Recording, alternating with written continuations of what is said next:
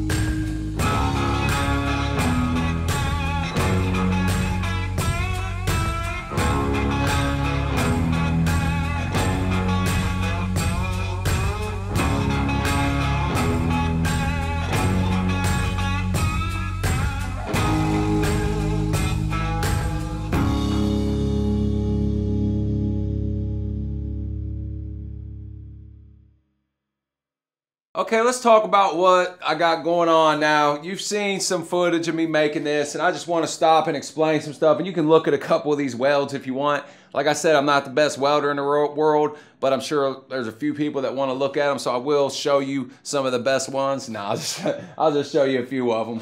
Now, there's some that are bad, some that are decent, some that are just not good, but it doesn't matter. It's gonna hold. If you can make sure you can actually see, when you're welding, you can actually see the metal fuse if you're watching, if you know what you're looking for. So as long as you're making sure that you tie this in right, it's not going anywhere. Now the 3/16 plate that I have, the way I have to do this is I have to lay the two pieces long ways on this table to be able to make it fit the way I have with the lengths that I have. So it's actually going to have a seam that runs straight down the middle, which I don't like and I'm not too excited about. But hey, like I said, this is just a scrap metal table. It's just something for fun, and it's going to be something that I'm also going to be storing stuff on as well. As you'll see, what I'm going to do is, now I'm out of square tubing. Well, I'm not out of square tubing, but I don't have another piece of square tubing long enough to run a middle piece here. So what I'm going to do is I'm just going to weld 2 pieces together and cut it to length. So, I mean, it'll be the same thing. It's just there to help weld, because I'm going to have to tack the plate into the bottom of this. So that way there's no play in the plate. I'm going to hope that it's all smooth and straight across by the time it's done. But in order to do that, like I said, I'm going to have some sort of support through here, and I'll have to tack the plate as it goes along, which you'll see. I'll do the rest of the video. Obviously, you'll see all of it. But now I'm also going to run another piece of square tubing across this side and across this side. And what I'm going to do, once I'm done with that and I tie this piece in, I put that piece on, I'm going to flip this up, and then I'm going to put on the plate from the bottom. Now, because I want the weight of the plate to help hold itself in place, and I'm going to try to hold it as well with magnets and whatever else I have to use. But I want to try to keep that plate in place just like I did with this. I want this plate to be as flat as possible. What I'll also do is I'll make a couple hooks, so that way you can hang your gun, hang your cords, hang different things, hang your clamps, and anything else you want to do. I'm also going to run a piece of threaded rod across here, and that'll be mostly for my clamps and everything else that I want to leave hang there. And I'll have a couple that'll come out here and here maybe. I haven't decided. This is just going as I go, man. We'll figure it out, but by the time it's done, it'll be functionable as a table that I could use to weld small stuff on and weld every once in a while on.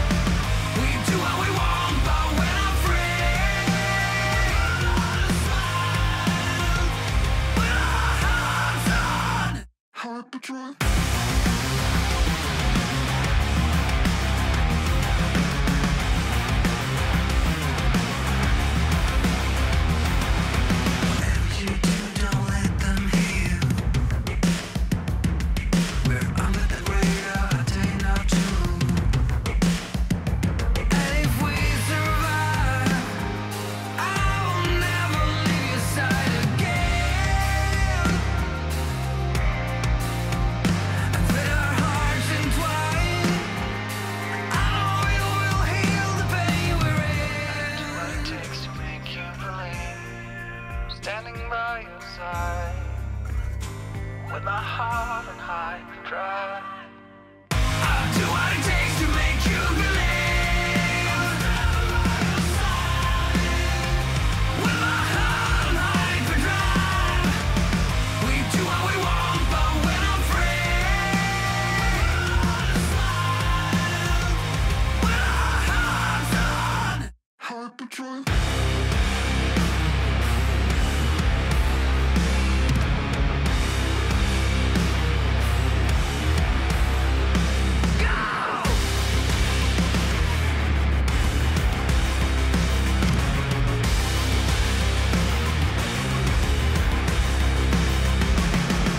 Well, I think I'm gonna stop with this now.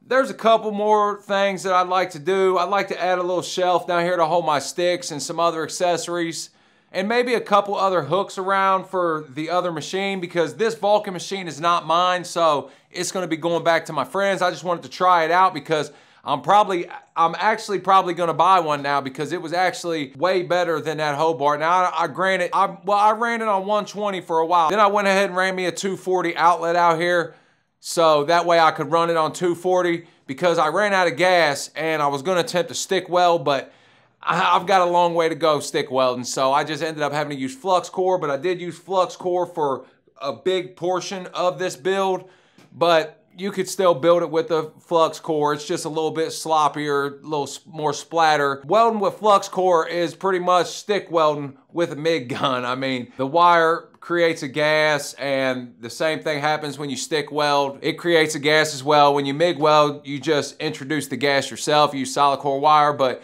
your welds look a lot better when you're just MIG welding, as I could see a big difference in my welds switching to the flux core. Now, granted, my flux core welds were pretty good, but as I said, you're gonna deal with a lot of splatter and you'll have to clean up a lot more than you might not have to on your MIG welds. But what do you guys think? I mean, I think it turned out pretty good. I wanna explain a few things. What I did, as you can see, I added the platform for the tank, because I'm gonna have 2 tanks at some point. And the second tank's gonna be the 100% argon. This tank's gonna be 75-25, because as I said, I'm gonna go ahead and buy an AC/DC TIG welder here real soon. And as I said, if you're interested in me doing an extra video a week, maybe trying to learn how to TIG weld together, if there's people out there that are learning how to TIG weld, we could try to do it together. I think it'd be pretty fun. I'm gonna do it one way or the other, so if you guys wanna see it, then I'll do a video and we'll run through, you know, little exercises and try to build little things, and I think it'd be fun. I also added these slats here. Now, I was gonna make this just a flat surface, as I said, but I changed my mind at the end, and it is more work, man. It's a lot more work. Now, if I had a plasma cutter, cutting this plate would have been a lot easier than me using my grinder. It'd been a lot cleaner, been less cleanup. I would have probably took, you know, 15, 20, 30 minutes to cut all of this, whereas with the grinder, it took me hours and hours. So it does take a long time. You're setting it up. You have to clean it up after you're done, try to get it as straight as possible. But let me just say, I messed with that grinder, and if you was watching this, you probably thought, man, he's crazy with the grinder, and I am crazy with the grinder, and don't emulate that. Grinders are dangerous. They are really dangerous, so respect it and be smart. Wear gloves and wear a face shield. Now, I'm comfortable with a grinder, probably too comfortable with a grinder, because I've been using them for a long time. I did have one explode in my face at one time, and I didn't have a face shield on, so you think I would have learned my lesson, but I do try to take precautions as far as lean away from the direction that the disc could go, but that don't mean it can't come towards you still. But I do try to take precautions, but I should be wearing a mask all the time. I just don't think about it a lot, but don't emulate that, man. Think safety, because these are one of the more dangerous tools you're gonna use. They will catch, they will bind up, and they will fly out of your hand, which is why I like the Dewalt. The Dewalt has the brake on it, which if it does bind up, it just shuts it down. So that's a good thing. If you've seen, I had to switch to my Milwaukee corded grinder sometimes. That thing, if it catches, it's flying, it's going. I've had that thing jump out of my hand a few times.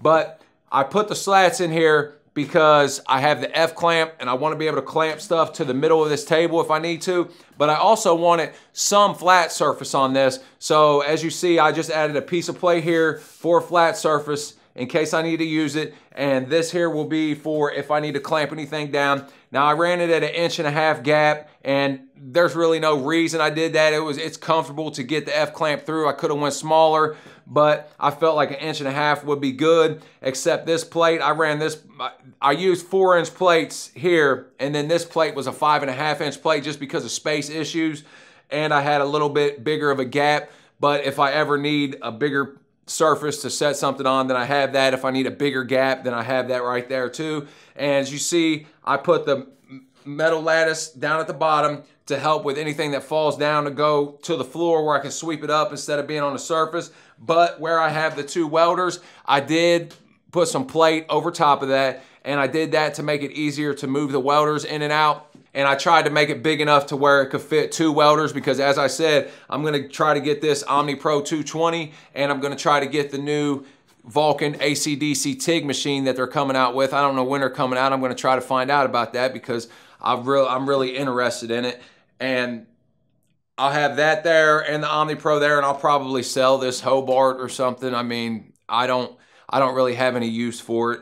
It's a decent machine. I built the other table with it, but it's not that powerful. And Vulcan, that's a pretty good welder. I was really surprised with it, and it did a really good job, especially after I ran the 220 out here.